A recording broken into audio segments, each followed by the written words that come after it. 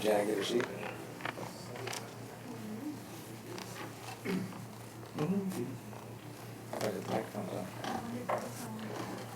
Well, we can find out if the microphone's on this way, Mary.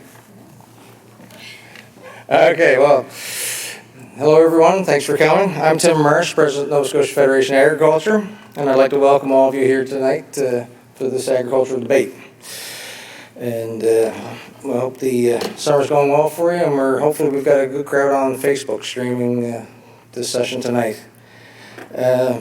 Our agricultural industry in this province is actually quite impressive. For one of the smallest provinces in this country, where 12.5% of the jobs are in agriculture, we produce about 100 different items of food and products to a tune of about $600 million a year.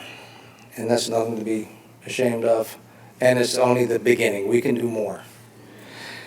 Since 1895, the Nova Scotia Federation of Agriculture has been the voice of Nova Scotia farms and advocating on behalf of all farmers within the province. Working with government and advocating on behalf of our members is key priority for us. It is our hope that this debate will provide our members with insight to party platforms, and that we'll be able to get an understanding how we can work with the upcoming newly elected government. There are many opportunities for the agricultural industry in these current times, and we can help support the economic growth that our province needs, and also ensuring a more stable food supply for our communities. It is my hope that all parties recognize the importance of agriculture in our communities and our province. I'm pleased to introduce to you our moderator this evening, CFA President Mary Robinson. The Nova Scotia Federation is a proud member of the Canadian Federation of Agriculture, and we're honored to have Mary join us as moderator. Mary is a managing partner of the 6th generation farm operation in PEI. She told me to cut out a lot of her bio, Catherine.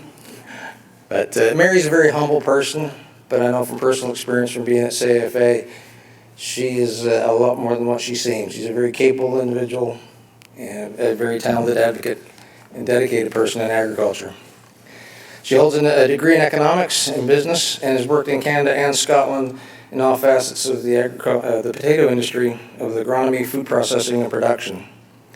Outside of running operations for Island Lime and supporting various facets of the business, Mary plays an active role in industry politics. She joined the PEI Federation of Agriculture Board in 2008 and served as the president from 2015 to 2017.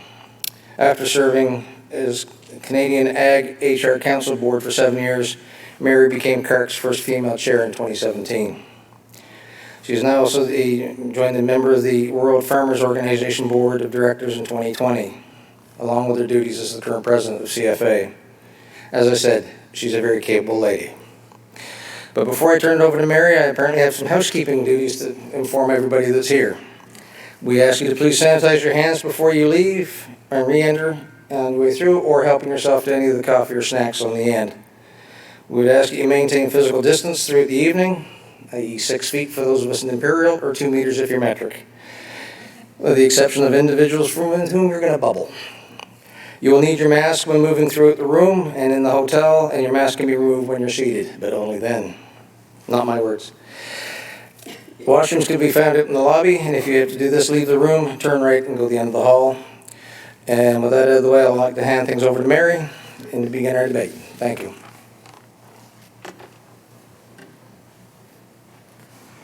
Thanks, Tim. It is a real pleasure to drive through 3 provinces today. How many people in Canada get to do that right now? It's awesome, and it's always great to come back to Nova Scotia. I've spent some time here, and yeah, you guys, you got a good thing going on here. So I'm really honored to be here with you tonight and happy to be taking part as your moderator. So I too have some words that aren't mine that I'm going to run through that are the law of the land for the next hour and a half-ish. So tonight, each panelist will have 5 minutes to present their party's platform and priorities as they pertain to agriculture, the only thing that's important. Each panelist will have up to 90 seconds to respond to each question, and I will read the questions or the questions will come from the floor. We have a timer to keep everybody on track tonight, and it's really our hope that we can get as many questions as possible asked. So in that, there won't be a rebuttal round after each question, but at the very end, our last question, we will extend the clock to 3 minutes and give the candidates, the participants, an opportunity to include in their response to the last question any kind of closing remarks or wrap-up thoughts they might have. Replies are going to be staggered. For example, for the first question, we'll start with the NDP. For the second, we'll start with the PC, and so on. Nova Scotia Federation of Agriculture members and affiliated agriculture organizations are invited to ask questions. You must be one of these at one of these organizations. To be respectful of each other's time, we will only be able to ask one question per person. If you're here in person with us this evening, please use either of the mics, one here, and I remind you, as Tim did, masks. Please wear your mask when you go to the mic, remove your mask to ask your question, put your mask on to return to your table. And in PEI, we don't have masks anymore, so you guys are headed in that direction. I'm sure it will be here soon. You can remove your mask when you're speaking into the mic and put it on when you're finished. Also, please introduce yourself. So your name and your farm name or your organization before you ask your question. For members and affiliated organizations tuning in at home, please text your questions to, get your pen ready, 902-890-1891. So that's 890-1891. Your text should also include your name and farm or affiliated organization, or unfortunately won't be able to present your question. We anticipate respectful conversation and participation from the panelists and participants in the room. Before we get started, I would like to introduce who we have on the panel. To my left, we have Janet Moulton with the Nova Scotia NDP. And then 2 down, we have Tim Houston, PC Party of Nova Scotia. And 2 down from me is Emily Lutz, Nova Scotia Liberal Party. And at the end, we have Simon Greeno with the Green Party of Nova Scotia. So maybe a little round of applause to welcome our panelists. Best of luck to you all, and we look forward to your answers. I'm going to kick it off by asking past president of the Nova Scotia Federation of Agriculture to ask our first question, Victor Olden, if you wouldn't mind putting on your mask and coming up to the mic to ask the first question. I know, well listen, you can deal with Maxine if you're not going to wear your mask. I'd put the mask on. Yes. 5 minutes. Oh, shoot. That's right. Opening remarks. I'm fired. Okay. That's it. We missed something. I missed something. And that is that we're going to go to open remarks. So each panelist is going to have 5 minutes to present their party's platform and priorities as they pertain to agriculture. And we will start with Janet. I'm going to sit down. So Janet, when the 5 minutes is up, then we'll go to Tim. And when the 5 minutes is up, we'll go to Emily and then to Simon. Okay, go ahead, Janet. You've got 5 minutes. Thank you. First of all, I'd like to thank NSFA for inviting us and hosting this beautiful event tonight so we can meet all you farmers. And I'd like to say thank you for coming tonight to listen to not just one politician, but 4. So there you are. I'm going to begin with procurement. I want to talk about that a little bit because the NDP are very interested in implementing a procurement policies that would in the process be working for institutions such as hospitals, schools, universities and colleges, and long-term care facilities. So these would be how they're going to provide these institutions with food. We have a perfect example across the street here. My work in the recent past was with the NSCC, and I'm very proud of that. I worked in business, not in farming, but that's a perfect example of what we might be able to serve there. Their food there could be coming from Truro or the areas around Truro that produce food that they need in their cafeterias and in service for their students who stay there. Next is the structure. The NDP is very interested in having a food security secretariat, and that would be working across governments and communities and with farmers and nonprofits to go towards a strong food security and local food goals, like protecting things like agricultural land. The next and the most important one, I believe, is a group of things that we want to do to support farmers. And this is really, really important, I think, to you folks. The NDP government is firstly will be offering a mobile mental health unit. And that will be available same day or next day service. We also want to provide support for processing, storage, and distribution of food, and have it as a publicly owned unit, such as community food hubs. And also something like a mobile abattoir, which would be a federally inspected piece of equipment that could travel. We support also farming cooperatives, agricultural land trusts, and incubators who have who do educational work for the farming industry that would mentor new people who are interested in learning. I've met with several new small producers in my area and one who started probably about 7 or 8 years ago when I was involved with CSAs in my community.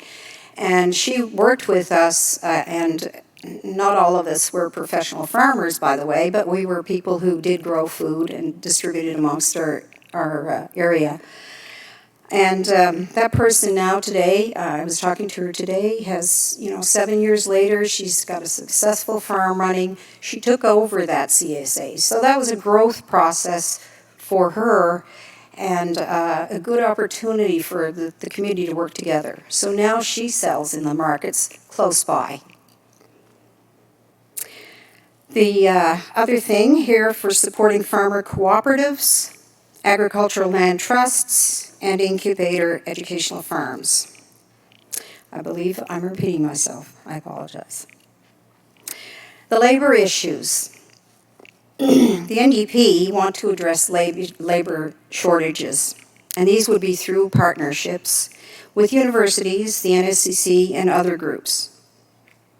We want to work towards free tuition at the NSCC, and it could provide supplementary programs or programs that already exist, short, 1 year, 2 year, 3 year, whatever is necessary to support what the farming needs are to educate them.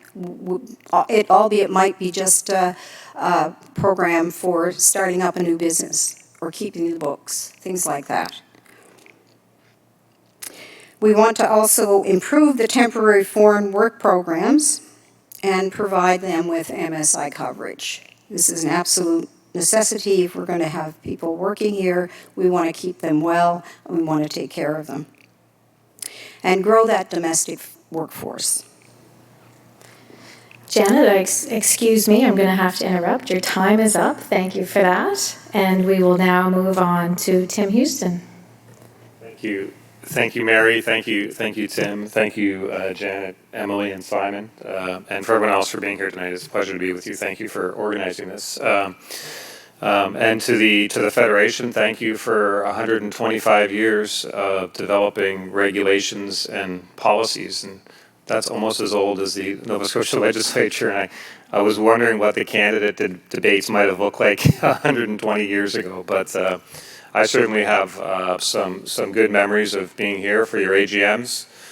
I think the last one I had to drive 3 hours from Halifax in a snowstorm to get here for and 3 hours back, but it was worth it.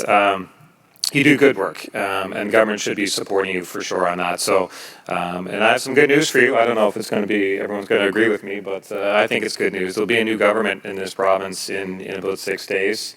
Maybe we don't all agree, I don't know. But it will be one. It will be one that truly values our traditional industries and truly understands that they are essential services. I mean, if COVID taught us anything, it's our reliance on production for our own food supply here. So this election is about change for sure, and it'll be the PC party is focused on change in the culture of government, particularly change in the culture towards rural Nova Scotia. We've seen a lot of centralization over the last 8 years. We've seen government really get away from understanding the impact of policy on people. Because of that distance, we've seen things like Bill 4, it came down twice. You won't see that type of things under PC government, because the most important thing we can do, and we will do, is establish a Minister of Agriculture, somebody at the highest level of government that will be visiting your farms, will be advocating for you for internet service, will be advocating for you on the immigration file, for workers, just advocating for you at the federal level with trade deals, just somebody at the highest level of government that is very focused on supporting agriculture in this province. That's something we need.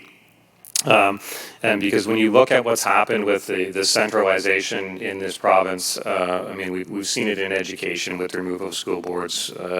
We've seen it in healthcare with the removal of health authorities. And we know that the amalgamation of the health authorities has been a disaster. I mean, I don't want to digress. Mary may get upset with me, but I mean, just look what happened. An 86-year-old man laying in his driveway for 3 hours waiting for an ambulance. I mean, that's what happens when government gets so far away from people that it forgets it's meant to serve people. And I think we've seen that in agriculture, in education, in healthcare. So we know we put forward a fully costed platform as to how we can address the challenges. We have to address the challenges in this province because there are incredible opportunities. We have incredible opportunities in this province, but we got to fix what needs to be fixed, and we have to be honest. So as leader, I've been very upfront and honest about what it's going to take, the investment that's required to get this province moving forward. And, you know, that's a change, because usually in politics, a new government comes in and they say, well, gee, we didn't know it was so bad. I'm telling Nova Scotians up front, it is bad, and we're focused on fixing it. But we have to pay for all those things. So we put forward an economic plan that I'm very proud of. Two of the leading economists in the country, when I went through it with them, they went, wow. That's the type of thinking that Canada needs. And one of the cornerstones of that economic policy, which is very relevant for the agriculture industry, is a program called Nova Scotia Loyal. It's essentially a points program. We're going to sign up every producer in this province. It won't cost you anything, and every Nova Scotian will get a card because we all love our points. My wife Carol's there. She'd go halfway across town to get some points on something. So, but the way this will work is that when somebody buys one of your products, Nova Scotia product, they'll produce their Nova Scotia Loyal card, and they'll get points. We are going to incentivize people to buy local. Every politician says buy local, buy local. That's it. They cut the ribbons and walk away, but we're going to actually put government policy behind it. And the points that people accumulate for buying local, they'll redeem at government services, like renewing your driver's license, or at a Crown Corp like the Liquor Corp. But what I would say to you is we have a lot of room to grow our you like that one? A lot of room to grow our agricultural sector. We want you to grow. We need you to grow. We will be beside you with a dedicated minister who is pounding the table to support your industry. I'm focused on it. That's why I'm here, and our party is focused on it. So I look forward to this discussion tonight.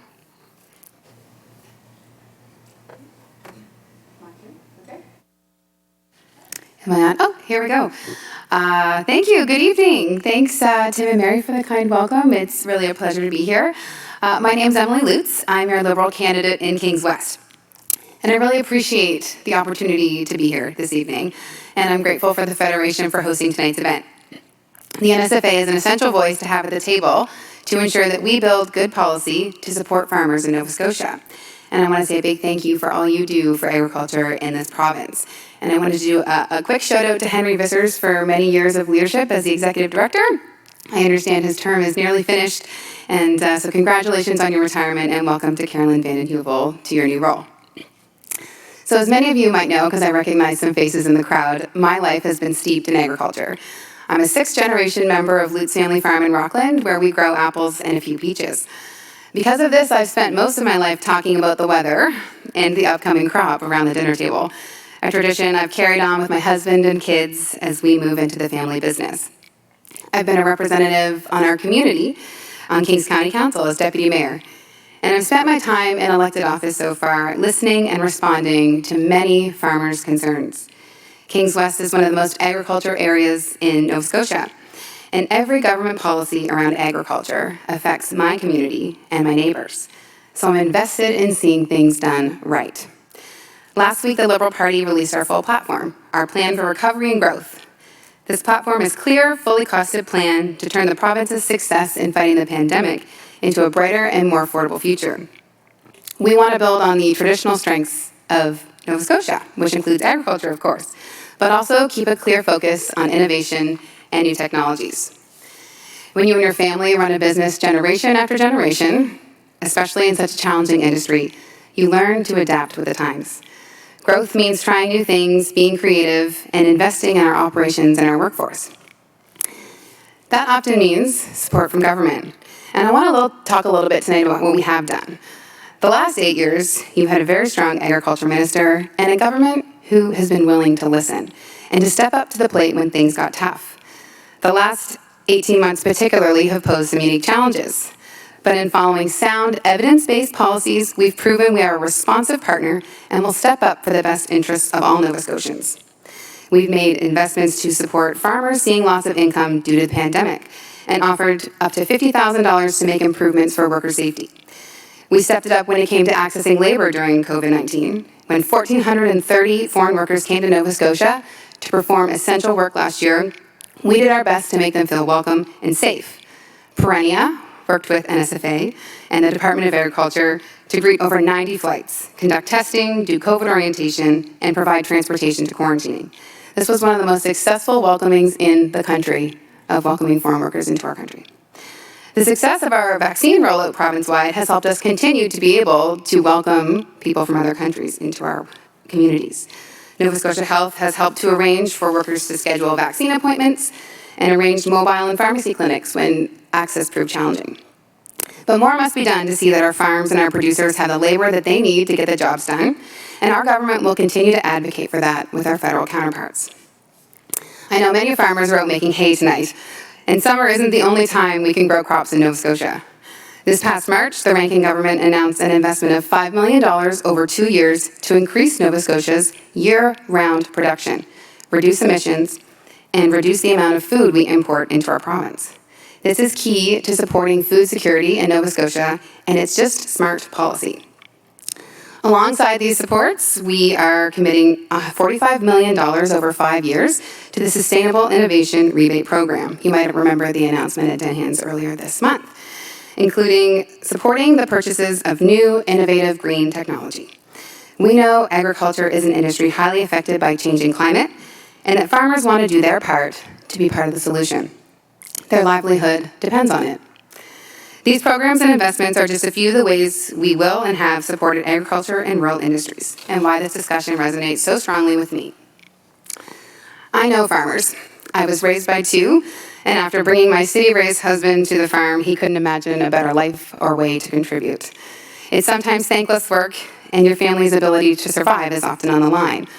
A crop's prospect can change as quickly as the forecast, and that's why it's so important to have people at the table who get it and who will support you when times are tough. We have a chance in Nova Scotia to elect a government who will do that, who understands the challenges and opportunities and the worth of agriculture and rural jobs. Thank you. Do I just go? Okay. Good evening, everybody. My name's Simon Greeno. I'm the Green Party candidate for Hants East, which is where I grew up on my family's dairy farm. When I was even younger than I am now, I was heavily involved in my local 4-H program, which ultimately led me to have the privilege of representing Nova Scotia at the first ever Youth Agriculture Summit in 2013 in Calgary, as well as 3 times at the Canadian Young Speakers for Agriculture competition in Toronto. I even presented one of those young speakers' speeches here in this room to the Nova Scotia Federation of Agriculture's AGM. And just like that speech I gave here 6 years ago, tonight I'm going to be talking a lot about climate change. Climate change is the single greatest challenge for our agriculture sector. Every single year in this country, we're seeing extreme weather events, droughts, floods, hurricanes, devastating our food production. And the frequency and intensity of those events is only going to continue increasing. 3 years ago, we had a frost in early June that ruined our harvest for grapes, blueberries, apples, Christmas trees, and lots of other products, though I'm sure most of the people in this room don't need any reminder of that. The year after that, we got hit with Hurricane Dorian in September, and that ruined a lot of crops again. This year, so far, it seems we've largely been lucky. But the government has a role to play in helping farmers to respond to these weather events when they occur, not if they occur, and in taking robust action to mitigate and adapt to climate change. As a sector, agriculture is likely to become the first in Nova Scotia to sequester more carbon than it produces. That presents us with a great opportunity to work with farmers to fight the climate crisis. We need to support the industry, not just financially, but with guidance on more energy efficient and environmentally sustainable practices. There are constant innovations to help maintain soil biodiversity or reduce methane production from ruminants, or generally just produce more food with less input and less environmental impact. And we need to help connect farmers to those innovations. We also need to be adjusting our priorities when it comes to the support we offer to smaller scale farms. Every year I see more and more family farms being sold off, and if we want to keep people in the agriculture sector, we need to level the playing field so it's not just the big players who are left. We'll need to retool the financial support we're offering to farmers to make it more equitable for the smaller players, and we'll need to offer support for succession planning as well for these family farms. The Green Party of Nova Scotia is also looking to establish land trusts to help younger farmers get started, and we're looking to eliminate tuition fees at the Nova Scotia Community College to help with training not just farmers, but workers in all sectors. In terms of our farm laborers, it's been getting tougher and tougher to find local people who are willing and can afford to come work on smaller farms especially. Emily mentioned the temporary foreign workers, and they're becoming more and more important to the operation of our farms, and we need to make sure that we're offering those workers the same protection that residents of Nova Scotia already enjoy. That means extending MSI coverage to temporary foreign workers, especially during a global pandemic. A big plank in the Green Party platform is our stance on a guaranteed livable income.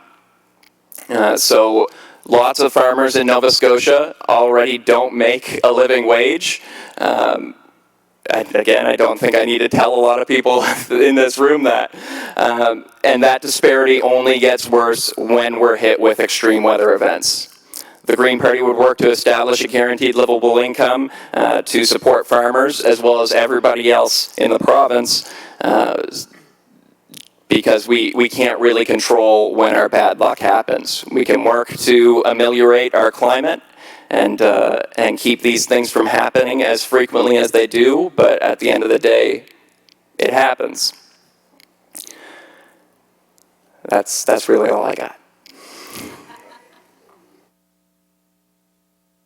Oh, there, we're on now. Thank you, Simon, Emily, Tim, and Janet. Well, now, I like to say that that was planned, how I put Victor on the spot, but I did make a mistake. So I will now ask Victor to open it up with a question from the floor. And he's even got his mask on. You do. You're setting an example for everybody. Okay, here you go. How's that? Perfect. Well, first off, I kind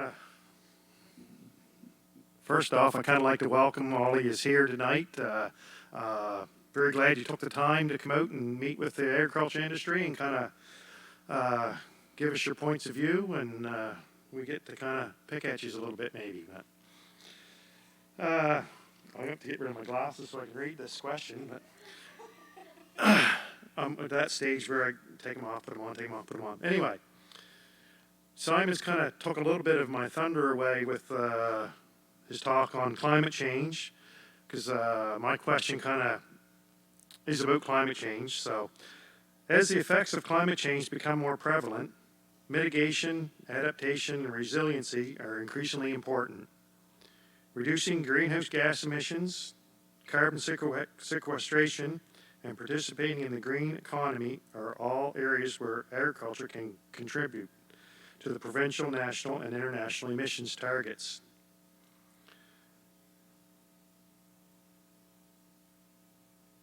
Well, the opportunity exists for agriculture to be part of the solution. The industry also needs support in adapting to and mitigating against the impacts of climate change. What will your government do to ensure our ag industry isn't compromised from the impacts of climate change and recognize the efforts farmers are already making to mitigate impacts of climate change and protect the environment?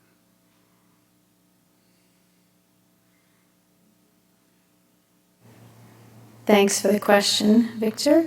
We're going to give 90 seconds to each panelist to respond. We will start with Tim and then move to Emily, Simon, and Janet. So, Tim. Okay, thank you, Victor, for the question. It's an important question, and it's climate change is real, and it's something that we all have an obligation to do what we can to preserve our planet.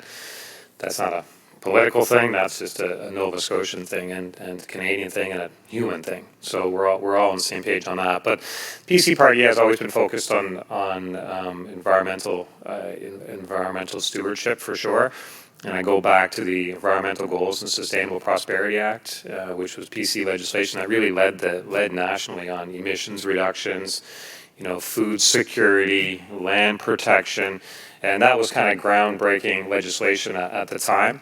And don't take my word for it. Actually, I heard Stephen McNeil on a podcast recently, and he talked about, he was asked, why has Nova Scotia done so well in emissions controls? And he said, well, Nova Scotia has a roadmap. It's a 2007 legislation that all parties have followed. He didn't say it was PC legislation, but he referred to the legislation. So right now, going forward, we've taken in our platform, we're renewing new targets, new ambitious targets out for food security, how much food we consume that's produced locally, that's consumed. I think the Nova Scotia Loyal Program feeds into that too. It'll help increase that percentage.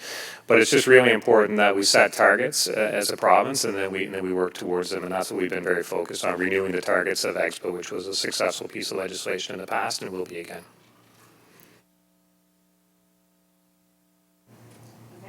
Go ahead, Emily. Thank you, Mary. So I'll start by saying you just have to look to Twitter recently and see all the forest fires on there to understand how terrifying the climate crisis really is and how urgently we need to act.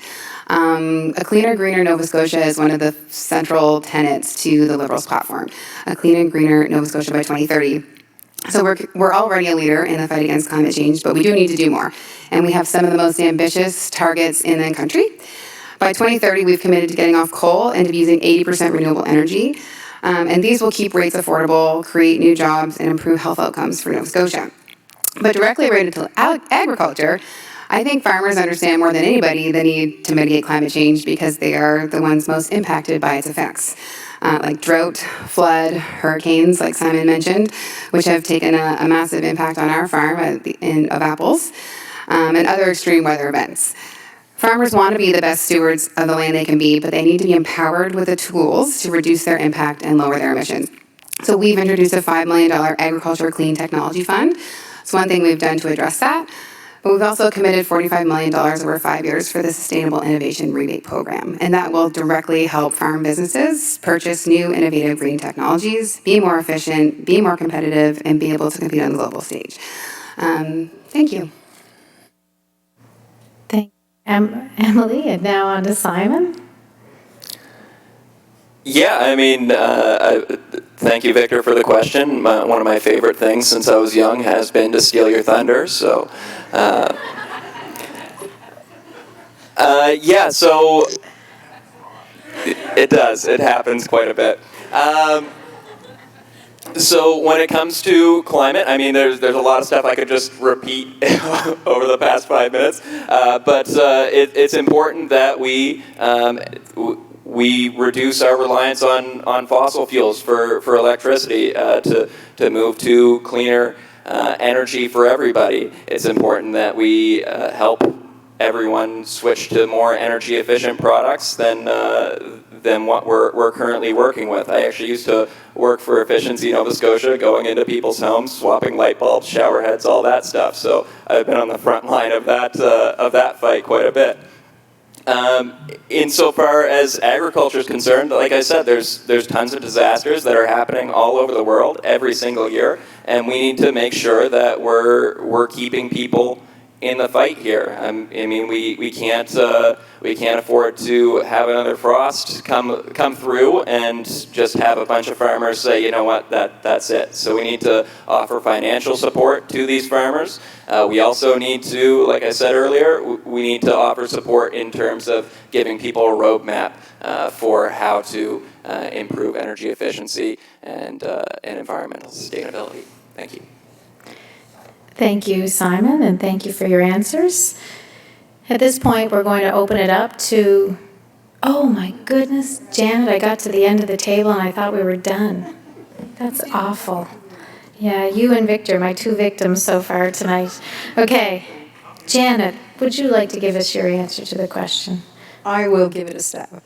My background is in sciences, and I think as soon as I heard the question, I believe that we have valuable resource right in this town, and that would be the university and its ability to do research. I understand that you probably use what they have there in terms of resources to help you when you're farming, and the idea that we can find out ways in which we can treat things. Currently in the Eastern Shore in Sheet Harbor, they have problems with acidity in their water. Well, there's lime that's produced in Upper Musquodoboit, and it is used to fly over the rivers to improve the quality of the water. So things like that, I think, would be an appropriate approach, along with all the other ideas that are here, for preventing and helping folks out in the farming industry. Thank you. Thank you, Janet. And now we will move to an open floor. If anyone wants to ask a question, feel free to put your mask on and walk over to the mic in the back. And I'd remind you to introduce yourself and the organization that you're representing or affiliated with, please. We know you. There's an exception. Good evening. My name is Glenn Jennings. I'm an egg farmer just outside Truro here in Masstown, representing Egg Farmers Nova Scotia tonight, and I'm also Vice Chair of Egg Farmers of Canada. You're probably expecting me to mention supply management in my question, but I'm not going to, since climate change seems to be the topic. But I know you will support us if elected on supply management, so I definitely appreciate that. But climate change we've been chatting about now for the last 10, 15 minutes, and it is real. But one of the things that has been missed is the finger has been pointed at agriculture, animal agriculture, that you're the problem. This is why there is climate change, because we are the problem in the egg industry or the cattle industry or the hog industry. So I see this huge wave coming, and I've been fortunate enough to have meetings around the world, and it is worldwide, and it's much bigger in other areas, but it is coming. What bothers me is when a consumer goes to the grocery store and buys a plant-based product. I'm not bashing vegetarians or vegans. That's consumer choice, and I'm all for it. But when they're purchasing that product because they think it's healthier and it's helping save the environment, that's the issue. So my question is, and we're like leaders in the industry as farmers when it comes to innovation and adapting green technology.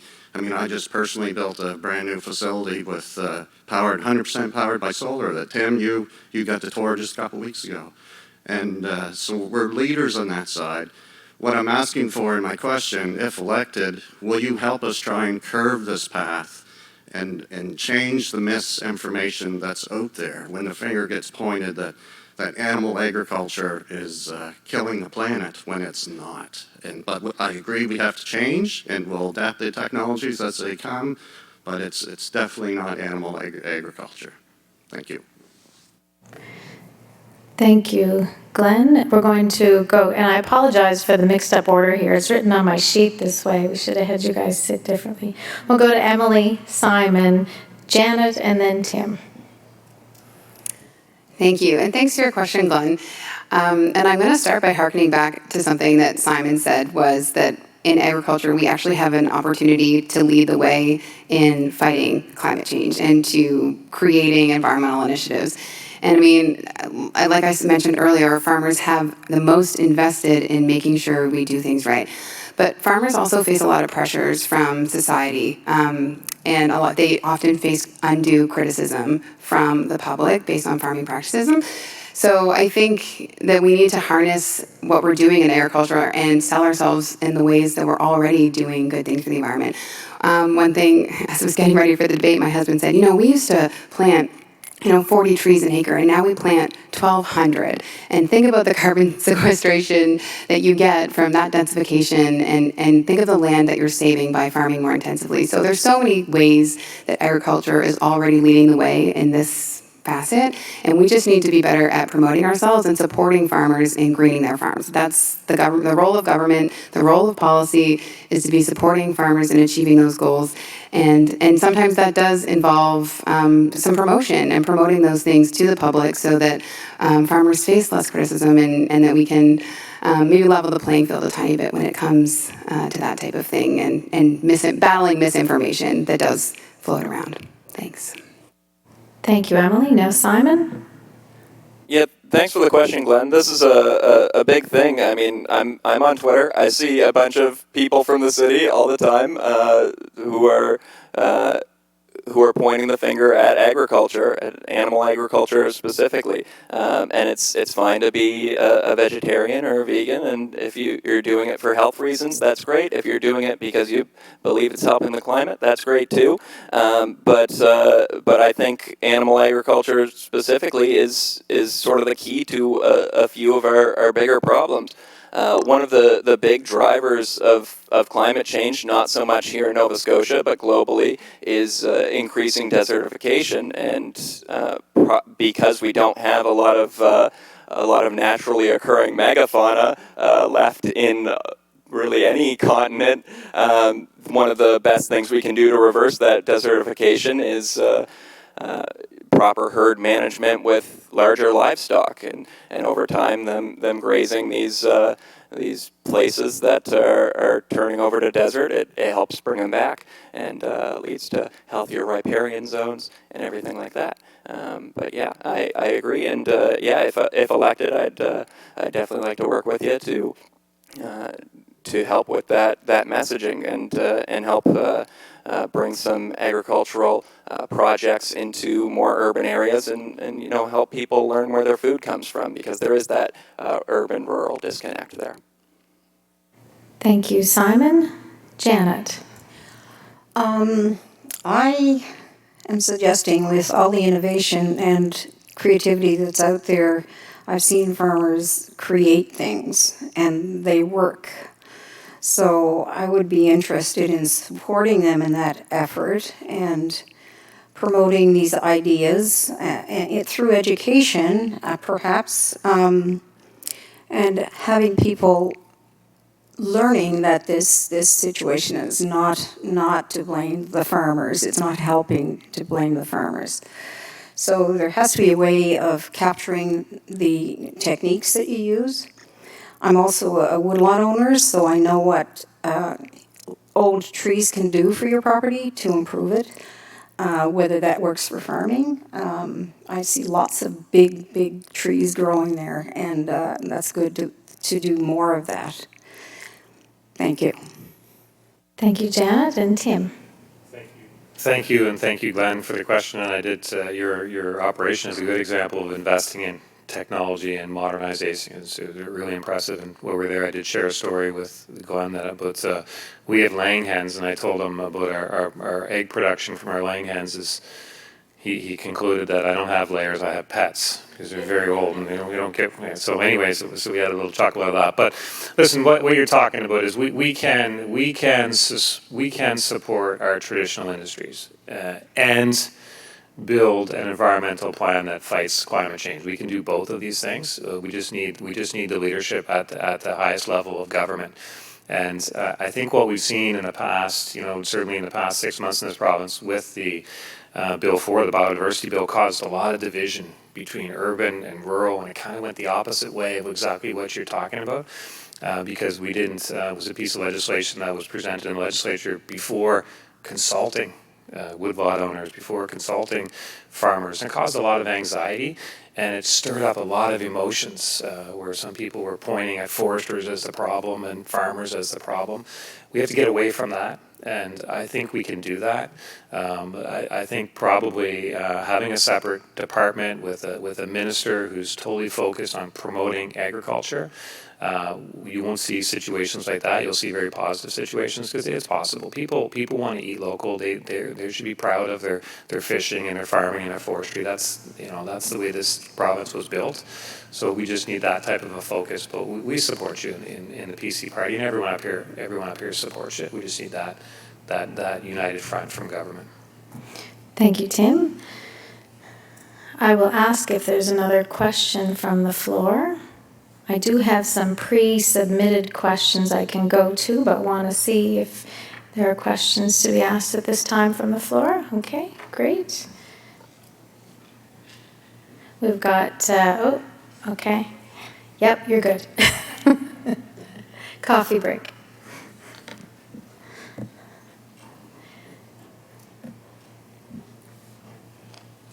Hi there, Margot Reeby-Butt. I'm the Executive Director of Nourish Nova Scotia and a very proud partner to NSFA, and happy to be here tonight. So, getting more locally sourced food into publicly funded institutions like schools and hospitals can be key to economic recovery post-pandemic, while creating a healthy, just, and sustainable food system that improves food security and where all Nova Scotians can thrive. In 2019, the federal government made a commitment in their budget to co-create a national school food program for Canada alongside the provinces, territories, and civil society organizations. And that was under the Agriculture and Agri-Food Canada. Little has been done since. So, my question to you is, if elected, what will you do to hold the federal government accountable to this commitment to create a cost-shared, universally accessible school food program for Canada? Thank you for the question, Margot. We'll go to Simon, Janet, Tim, and then Emily. Thank you, Margot, for the question. I absolutely agree that that getting the school food program up and running with locally sourced and sustainable foods is an absolutely great idea, and we absolutely need to push the federal government to hold their feet to the fire a little bit to get this underway and do our part as well. That's something that I'd absolutely love to see happen, and if elected, I'd push as hard as I can to see it happen. Thank you, Simon. And now we go to Janet.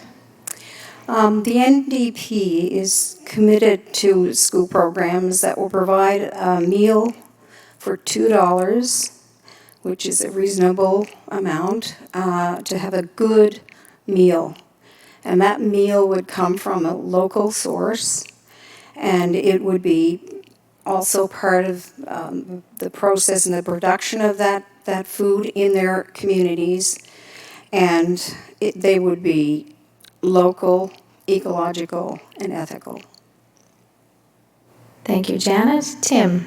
Thank you, Margot. And just when you think of the industry overall, I mean, there's huge export opportunities for our production for sure. That means working with the federal government for trade on trade agreements, but also producing more of what we consume is a key focus of ours.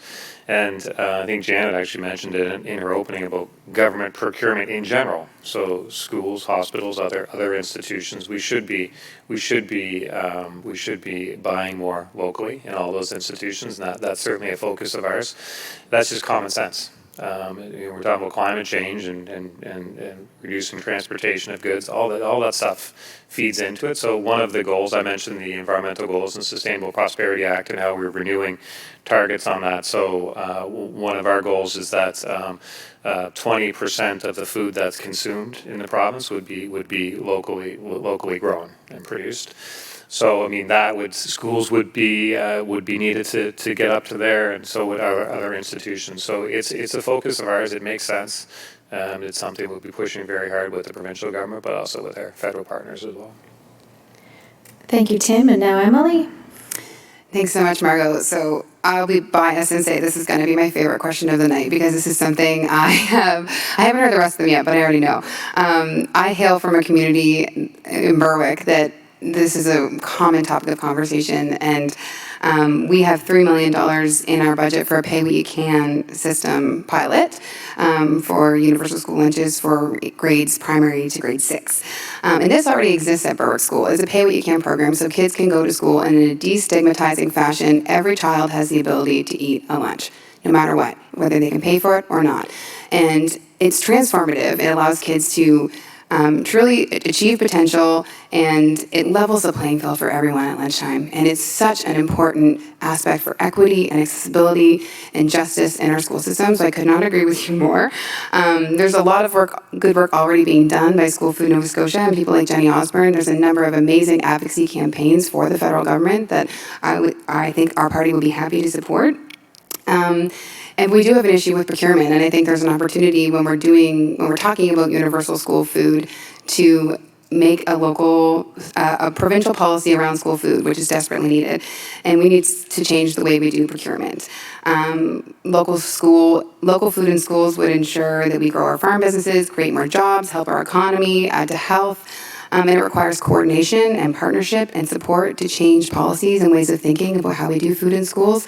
But it's so possible, and there's so much momentum already. I just want to push it across the finish line. Thanks. Thank you for the question, Margot. I'm going to go to one of the pre-submitted questions next.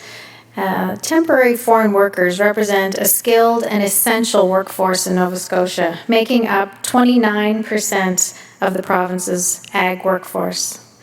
Foreign employees who work on farms through these programs contribute greatly to Nova Scotia's rural economy and improved food security for the province. TFW and SOP employees are documented, healthy, pay taxes, and become part of the community. Prior to arrival in Nova Scotia, they are all required to pass medical exams and submit documentation. Many of the foreign workers return every year, becoming part of the farm family, bringing essential skills to farm operations. How will your government continue to support these workers? And more specifically, should your party form government after August 17th, will your government include temporary foreign workers under MSI? I'm going to go to Janet, Tim, Emily, and Simon. I guess there's only one answer to that, and absolutely, yes, we would. Okay, that's great. Tim? The question of MSI, I mean, we get lobbied by students, international students, temporary foreign workers. There's a lot of groups that want under the MSI umbrella, and rightfully so, and I sympathize with them, but I wouldn't, I'm not so sure that extending MSI would be something that we would do. But I will tell you this, that we understand the importance of those workers to our industry. 29% was in the question. I certainly believe it. I mean, was on farms last summer where crop was just rotting on the field because they couldn't get it off the field, and it's just devastating. So, but temporary foreign workers, immigration in general, I'm very pro population growth in this province. Former Prime Minister Mulroney talked about the population of Canada should be 100 million people by the turn of the century. I totally agree with him. I mean, that would be 3 million people in Nova Scotia. We have in our platform that we would shoot for the target of 2 million by 2060. I think that's really, really achievable. So we know that we need people.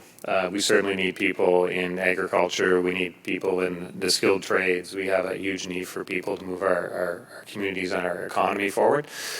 We just need to be very thoughtful on how we go about that on things like MSI. But certainly, I'm sympathetic to the ask. But I know we need the labor for sure in this province. Thank you, Tim. Emily? Thank you, and thanks for the question. So, I mean, frankly, we would not have the agriculture industry we do in this province without temporary foreign workers. They're absolutely essential to basically every piece of a farm once it gets to be a certain size. They're part of our province. They pay tax here. They contribute to our economy. They contribute to our community. They contribute diversity and culture. And they're some of the most amazing people you ever meet. A lot of them spend the majority of their time here away from their families, and I think we do them a great disservice by not including them more in our communities. As to the MSI question in particular, I don't have, our party doesn't have a firm position on this. I know it is a priority of the Federation of Agriculture, and I think it's something that's really worthy of discussion. I know there are insurance programs through the current federal programs, through the temporary foreign worker program and the seasonal agricultural worker program that do exist. And it's been my experience that has worked for most things, but clearly if it's a priority of the Federation of Agriculture, it warrants further discussion about what might be missing, what gaps are there to be filled, and how we might better serve these folks who come to our communities that really we couldn't have an industry without. Thanks. Thank you, Emily. And Simon? Yes. Yeah, we would absolutely extend MSI coverage to temporary foreign workers. They're absolutely essential to our agricultural industry and by extension, to Nova Scotia as a whole. So I think it's completely inappropriate that we haven't done it already. We need to be making sure this is a place that they can access all the medical help they might need. Again, especially in the midst of a global pandemic. Thank you, Simon. I do have a sheet here that's been labeled priority pre-submitted questions, so I'm gonna stick to that. The next question, due to the regulatory requirements required for processing, we are seeing a shrinking processing capacity. What will your government do to increase local capacity? And we started with Janet last time, didn't we? So we're going to start with Tim. Thank you. So investments in infrastructure are certainly critical. We talked about the modernization and the opportunities for modernization. There's all kinds of things, vertical farming and self-driving tractors, lots of modernization that we should be focused on, and we could be leaders in this province. And I've seen some of that just in my tours around the province, amazing innovation. So I know the processing side is is challenges for a lot of producers. So these are investments that are necessary to make sure that we have a sustainable industry here. So what I would say is, as Premier, we're going to look at all these things that come forward. We'll look at the investments on a case by case basis. But I understand the importance of a partner in government. I know access to capital is a challenge for a lot of people, particularly younger farmers trying to get into the industry. So these are all things that we need to work out. We need to produce more of what we consume, and we need to have more sustainability and be more make sure that we're self-sufficient. We saw that supply chain disruptions, across so many different products through COVID, but through the canal, through all kinds of things. So I'm very focused on making sure that we're producing more in this province. So investments in infrastructure for processing are part of that. Thank you, Tim. And Emily? Thank you. So I'll start by saying there's no question that we need to be supporting processing. And specifically, there's no question we need a CFIA-approved hog processing plant in Nova Scotia. This is something I've been hearing about from farmers and constituents for years. It's a real gap and a real problem for our province. Our government has funded different upgrades and efficiencies in smaller operations, but frankly, it's not enough. It hasn't kept up with demand. We grow 50 meat birds in our backyard, and when we started, we used to take them to one place and then that closed, and then we took them to a little place further away, then that closed, and now we take them to someone who's completely unlicensed but we trust. So it's an issue both for big producers and small producers. We need to advocate and organize to attract and support processing industry. Things change. We used to have a lot of apple juice factories in the valley, for example. We've gone along; those are gone. We now have cider. So as things evolve, we just have to keep up. There's other ways to do value added, and government has to identify opportunities and help support them. But there's definitely a role for government getting things going again. And not to mention, as a final piece, it's key to food security. The more we can do with our agricultural products here and transform them into value-added products and into products we here can locally consume, the better, because then we are more secure in our food supply and more secure in our industry. Thank you, Emily. Simon? Yeah, I agree with Emily on this note. We do need to increase our processing capability. If we need to send stuff away to be processed, it's significantly less local product, and it's a significantly less environmentally sustainable if we're shipping something back and forth before we actually get it processed to market. Credit where due, because good ideas are nonpartisan. The mobile abattoir idea that the NDP has is a great idea for this. I spent 5 years in the craft beverage industry, and for the wineries we have a similar service where there's a mobile bottling truck that will come around. There's one owned by Perenia and one from Quebec, and they'll come down and help us bottle when the time is right in the spring.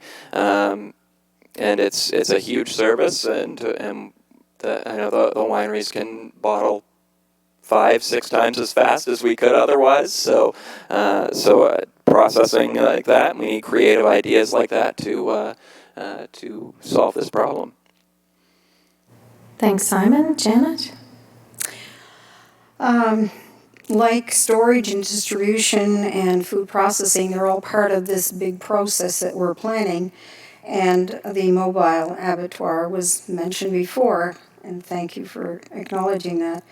The thing that I'm looking at is the capability of how people can do their own work and process their food. It was done years ago in the Moscato Valley, and I'm sure in your farms too. So I think it comes down to an environmental problem, because we are driving our herds long distances, and that isn't a real great way to operate. So it would come down to having to do some training if we want to incorporate that as a skill in the farming industry. So again, solutions can be found to educate or re-educate people to learn how to do that. And that's what our ag college is for, and the NSCC could help as well. Thank you, Janet. I'm going to open it back up to the floor if we have anyone. Okay, in the back. Oh, got the mask on. Victor, you really set the bar there. Thank you. I always try to take a good example from Victor. Steve Ells, eighth generation farmer from the Annapolis Valley. My wife and I run a 55-acre vineyard in the Shuffle Mills area. I'm here representing the grapevine sector as president of Grape Growers Association. I'm also a director on the Kings County Federation of Agriculture. I'd like to thank all the political parties for joining us here this evening. In many of the wine regions throughout the world, wine is considered a food, not a luxury beverage. This often has the effect of raising the profile of the whole local agricultural industry. More local ingredients are purchased, more locally sourced meals are prepared, and restaurants put more of an emphasis on dishes to pair with local wines. A culture that embraces local food is created. We have already seen here in Nova Scotia the effect that the local wine industry has on tourism, so why not use it to promote agricultural products as well? If elected, what would you do to move local wine into the food category and promote a local food culture that would benefit a broad range of agricultural commodities? Thank you, Steve. I'm going to go to Emily, Simon, Janet, and did I do that right? Emily, Simon, Janet, and Tim. Thank you for your question, Steve. So I think that's a really smart idea. Food is one of our largest industries here in Nova Scotia, and our producers supply the province with quality food and products while also exporting around the globe. And I think it's really important that we keep investing in that. I know we dedicated, I think, $1.5 million to the quality wine strategy, and I think you're right. I think that there is a role to include that under the umbrella of agriculture, and see what happens, see what type of leverage that would bring to the wine industry. We're already known across the world for our tidal bay. Everyone's really proud of that, so thank you and all your colleagues in the wine industry for that beautiful gem to our province. And but I think you're right. I think that is a move that would be very smart. And I know the NSLC has done some work too in promoting local wine and incorporating it in local food, but we have this amazing tourism opportunity that we're capitalizing on. And so, I mean, I guess the answer to your question is I think you're right. I think that there's a lot of opportunity there to explore, and our government would certainly work together with your organization to make something like that happen. Thank you. Thank you, Emily. Simon. Thank you, Steve, for the question. Like I said before, I spent a significant amount of time with the wine industry as my home, and I'd absolutely like to support anything that we can do to help it be recognized more as a food than as a craft beverage. So I'd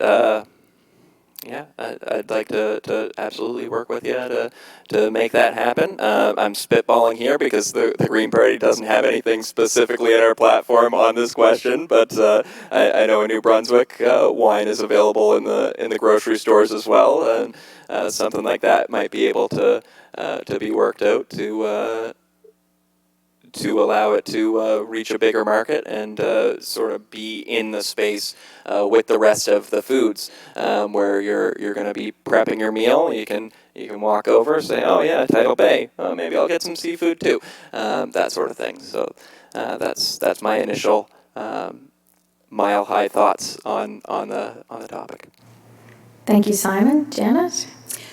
Thank you for the question. It's interesting, and it's a really nice place to be in the wine industry. And you are a farmer, so we have said before that we sort of support people in their endeavors.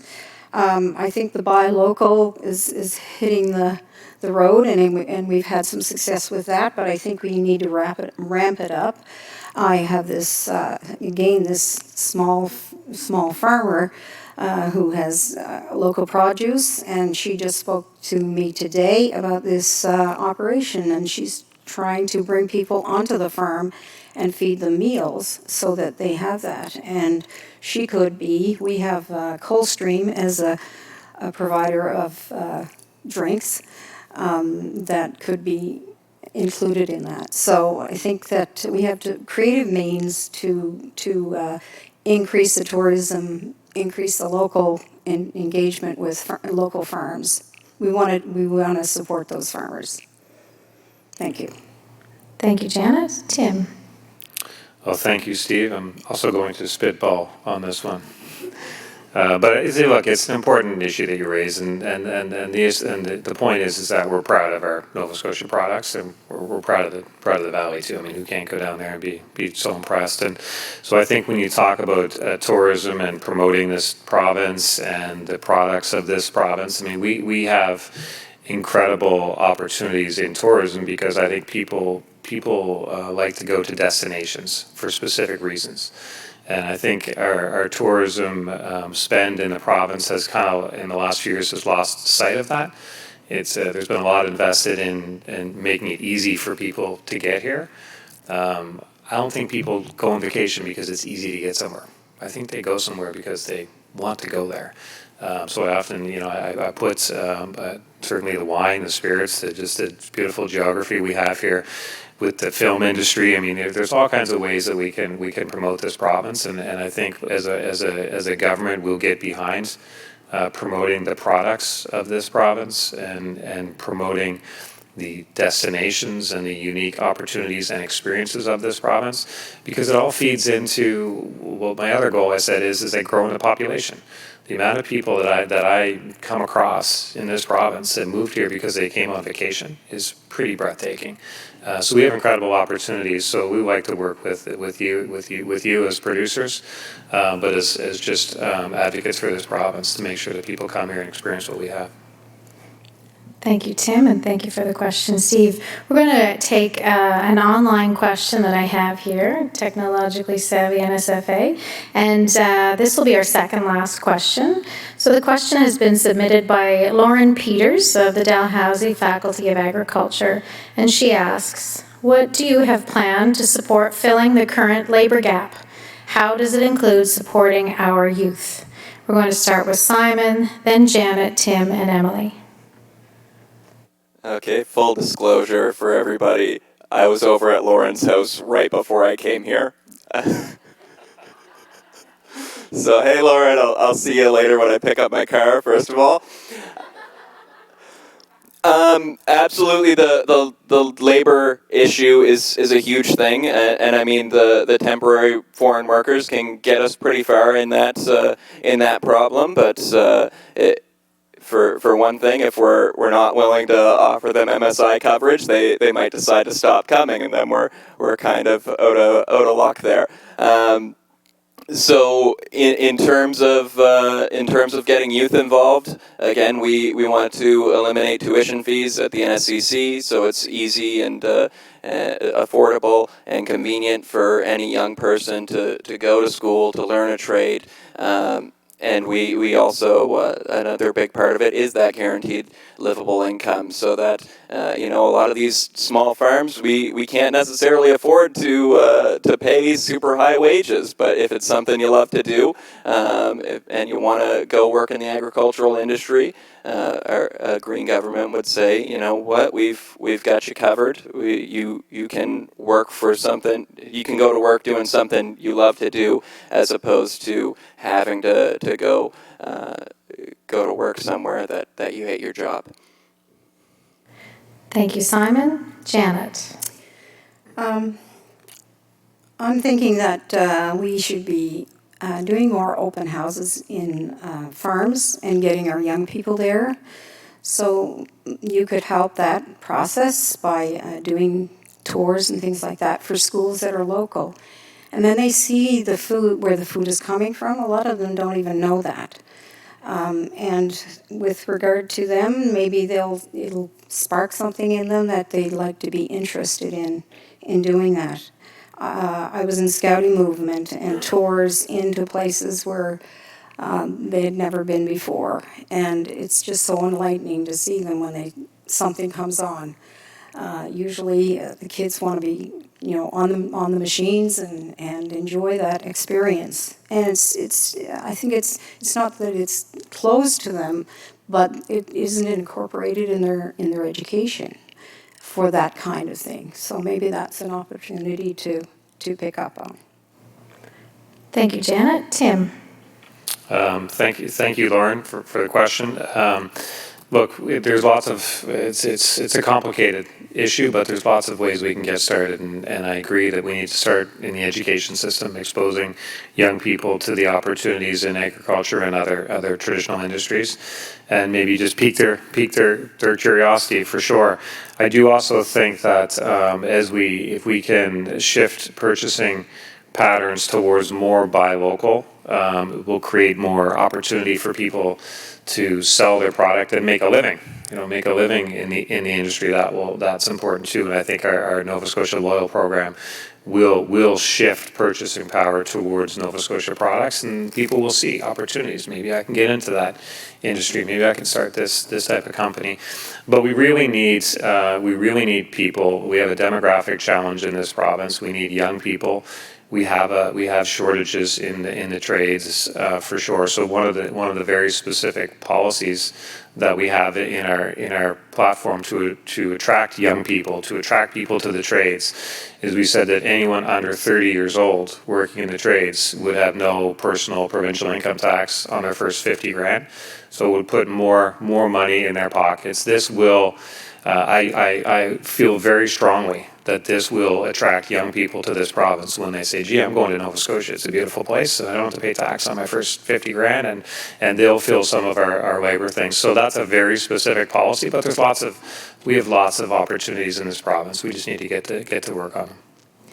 Thank you, Tim. Emily? Thank you so much, Lauren, for the question. It's no secret to anyone in agriculture that the average age of farmers is not going down.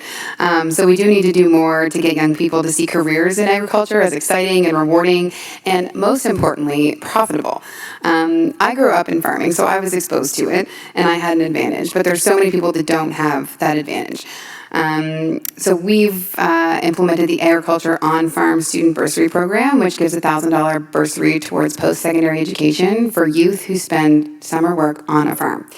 I also think farming skills should be recognized more as a trade. And I know that there is a development of an apprenticeship program through the NSCC that's underway, similar to a program that already exists in viticulture, which I think is very exciting. And something back to Janet said earlier around DAL, Agricultural Campus, it's just an incredible asset to our province with a number of ag and ag-related industry degrees available for students. There's open farm days put on by the Federation of Agriculture that expose youth to farming. But I really think that what's important to highlight is that the support that this government has given to the agriculture industry means that farms are profitable. And it means it's made farming even an option, a viable option for young people to make a living and to support a family. So that, plus working hard to bring new Nova Scotians here through the Atlantic Immigration Pilot, which was a pilot, now it's permanent. We've increased the number of immigrants coming to Nova Scotia from 2,500 in 2013 now to 7,500, and then increasing supports to help those folks be here, stay here, and make a life here, hopefully in agriculture. Thanks. Thank you, Emily. We will now move to our last question, and I'm going to call on the Nova Scotia Federation of Agriculture Secretary-Treasurer, Mr. Chris DeWall, to pose that question. And just a reminder that we're going to put 3 minutes on the clock. And as we go through the chain of responses to Chris's question, I'd ask you to include any closing remarks or wrap-up thoughts you may have. So it'll be 3 minutes on the clock. Well, perfect. And you guys don't get to see how people start to sweat when we get closer to zero on the clock. So it's one of the advantages of being up here. Chris. Thank you. In closing, I need to remind each and every one of you that rural Nova Scotia is hurting. It is in decline. Our economies are struggling, and our communities are grieving. It's tough out there. And this province was built on agriculture, fisheries, and forestries by and large, especially rural Nova Scotia. What I would like to know from each and every one of you and your party is what specifically are you going to do to unlock the vast potential that exists within the Nova Scotia farm producer community in order to bring about resilient prosperity, not just for rural Nova Scotia, but for all of us.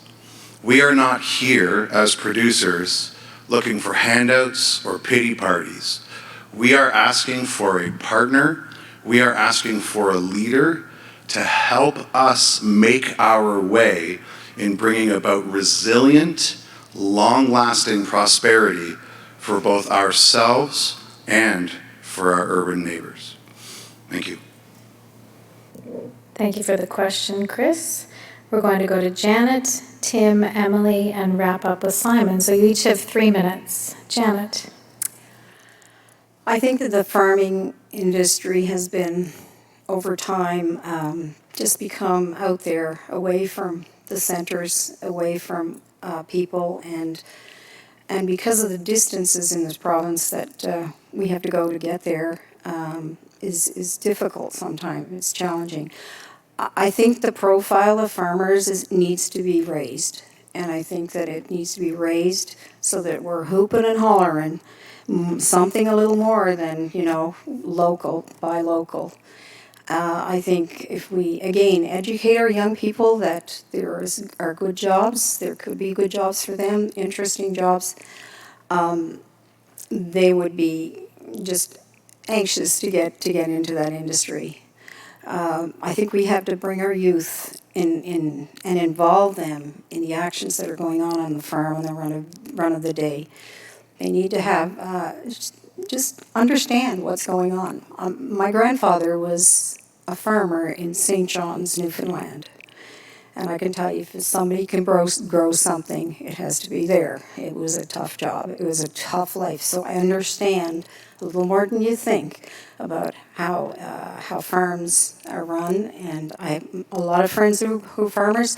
And I think they just need to have a profile driven by the fact that our children are going to be eating better in schools. They're going to learn about food, and it's going to change the way they think as they grow older if they've got the opportunities to, be present and understand how animals are, or what happens and where our food comes from. That's very important. Thank you. Thank you, Janet. And now to Tim. Thank you, Chris. You're right. It wasn't that long ago that all of our rural communities were thriving. They were shipbuilding, they were fishing, they were farming, they were forest with mill. Like, it's not that long ago. And look where we're at now. They are struggling, traveling this province. But I see the incredible potential. But it's hard to grow a rural community if you don't have internet, and that's something that we need to be serious about. And Develop Nova Scotia's got a bunch of projects on the go, and there's a bunch of areas that are still left, will still be left unserved. You can't grow a community without the internet in this day and age. I mean, we saw during the pandemic, our highways were empty, but the information highway was the only way you could survive. So we talk in there about, for those areas that aren't on the schedule for Develop Nova Scotia, satellite internet, subsidizing satellite internet to make sure that they have internet. It's hard to grow a rural community when you don't have a doctor. We don't have medical access. I mentioned earlier that the 86-year-old man who laid in his driveway for 3 hours waiting for an ambulance. That was in Dartmouth, a couple kilometers away from major hospitals. What happens in Guysborough?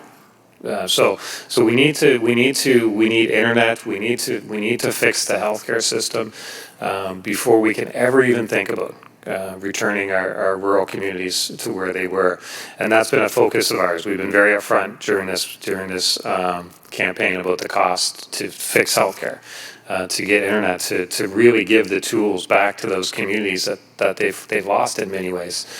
Same thing with a school. If you don't have a school, it's pretty hard to grow a community. So our focus is on return of local decision-making ability to our rural communities, return of school boards, return of healthcare decision-making, just to respect Nova Scotians, to respect those rural communities. That's kind of step one. You'll see a change in culture, a change in approach with the PC government to respect those rural communities. But then certainly, yeah, you have to be able to make a living when you're living in those rural communities, and there needs to be a market for your products. And I do think that I don't know if I mentioned the Nova Scotia Loyal Program, but that is government policy that I'm excited about because it will create markets. It will shift consumer patterns, so that purchasing patterns, so that we buy more local. We just don't say it. We just don't show up and cut a ribbon as a politician. We actually have policy, but I believe very, very strongly in this province, and I believe very strongly in rural Nova Scotia. And as Premier, it will be a top priority of me to return those communities to the glory that they had not that long ago. Thank you, Tim. Emily? Thank you so much. So I will start by saying thank you for your question. And it's interesting to note that the population of rural Nova Scotia in every single county has actually gone up pretty well steadily since, not by a lot, but it has gone up rather than decline in more counties than not since 2013. So I think that's exciting. People are recognizing the quality of life they can get from living in a rural area. And I think where the key issue is keeping up with services, keeping up with the population growth in terms of our infrastructure. So when we're talking about things like roads and internet, those are things we do need to invest in to make sure that rural people feel as if they're being treated fairly and that they can enjoy the quality of life that they have. Specifically on internet, Develop Nova Scotia, we have $193 million to roll out internet by 2023. To the entire province, or 99% of the province. Homes and businesses will all have access to high speed. And if you want to get very specific for anyone in here who may be struggling with internet, you can go to the Develop Nova Scotia website, and they have highly specific maps drawn out as to where this fiber will be rolled out, and it's hitting extremely rural communities. And the plan is to have it all finished by 2023, and they're all timelined out, so you can see actually when internet will be run into your community. So I think those are the things we need to do. Make sure that our infrastructure keeps up with rural life and capitalize on our strengths, our quality of life, and recognize that we are the envy of the world due to our pandemic response, due to our vaccine rollout, that we really have something special here in rural Nova Scotia, and it's one of the best places to live in the world. So without a doubt, we're doing really well. We've done very well. Our government's done very well. And it's one of the safest and loveliest places to be on the planet. So we can all feel very grateful for that. And I know I have 1 minute left, and I just very quickly wanted to touch on one thing that didn't come up, and that was mental health of farmers. And I know this is a topic of conversation for a lot of people because farming is a tough job that has a lot of pressure attached to it, and you're not only carrying the responsibility of feeding your community, but also your family. And so I just wanted to highlight the good work that has been done through the We Talk, We Grow program through Farm Safety Nova Scotia, and highlight that there's also the Farm Family Mental Health Care Hotline.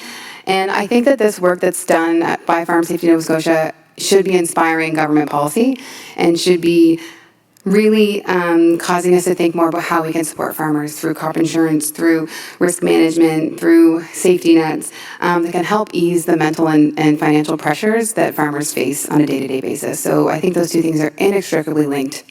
And there's a lot more that we can do to support farmers, both in their mental health and in their businesses themselves. So I think there's a really strong role for good government policy so that farmers can feel supported and cared for in the extremely important work that they do for our province. Thank you, Emily. And last comments go to Simon. Thank you, Chris, for the question. It's a big question, and it's going to be tough to take 3 minutes to sum up everything else that we've all said tonight. But it's of huge importance that we do revitalize our rural communities, and part of that is through making sure that there's a rural community there for young people to take the reins and come forward in agriculture especially, but also we need to be building healthcare infrastructure in rural areas. We need to be building better education infrastructure. A lot of these schools in rural areas are just absolutely falling apart. And we need to establish land trusts to make sure that there's a place there for young farmers to be to get started, and we need to support them. We need to support them financially, but again, we also need to support them with the resources of guidance, of a bit of a roadmap, show them how to get started, show them where to go, and part of that is going to be, like I've said before tonight, we want to eliminate tuition at the Nova Scotia Community College to help young people get involved in these sorts of trades. For the Green Party specifically, we're very intent on making sure that there's equitable distribution of resources for rural communities. I know a lot of rural Nova Scotians are kind of sick and tired of feeling like an afterthought. We feel like everything goes to Halifax. Occasionally something goes to Sydney, but it certainly doesn't come to us. So it's big it's a big problem to tackle, and I'm absolutely determined to get to work on it. I'd just like to take the last minute or so here to say thank you all for coming out tonight. Thank you everyone who's watching this online or who is going to watch this online in the next week or so. Thank you specifically to Caitlin Stewart for covering my shift tonight so I could be here. Thanks everybody. Thank you, Simon, and I think we should give our panelists a round of applause.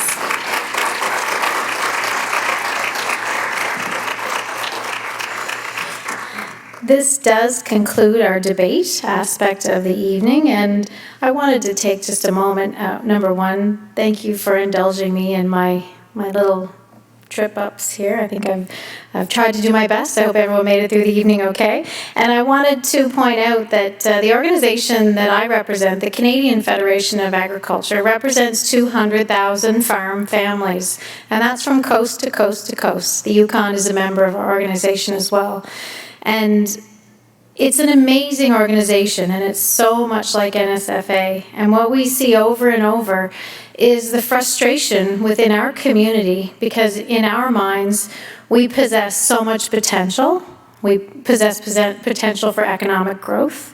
If you look at the Dominic Barton report, it's amazing what we could bring to our economy and as far as GDP and exports. And we also have the opportunity to be a climate solutions provider, and the list goes on. But I have to say that the frustration that I think we feel is that governments don't necessarily think that agriculture is sexy or it doesn't catch their eye. And it's so unfortunate, because for a government that recognizes the potential, like what Nova Scotia agriculture represents to Nova Scotia, not just the economy, but the fabric, the culture, all of it. For the government that recognizes that and properly pays attention to it and invests in it, wow, you'll blow the doors off it. So I just leave that thought with you, and I turn it over to Tim for closing remarks. Thank you.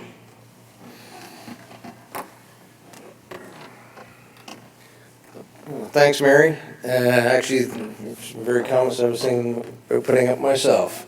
Agriculture does have the ability to do more than any other industry can and will, only if we get a chance. We have to have a fair chance on a playing field that's level. But I'd like to put a final round of thanks to everybody. I'd like to thank our candidates that have the courage to stand up and run in your ridings and run for what you believe in. I'd like to thank Janet, Emily, Tim, and Simon. And thank you very much for coming here.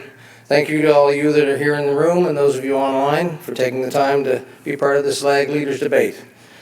And I'd also especially like to thank Mary for making the trip from the island, including a flat tire on the way here. She's still here. She may slip up once in a while, but she's always got our best interests at heart. But we've covered a lot of important topics tonight, but don't forget, Decision Day is on the 17th. And I encourage everybody to get out and vote, because that is our one democratic right. And after all that, I wish everybody a safe trip home, and thanks for tuning in. Thank you.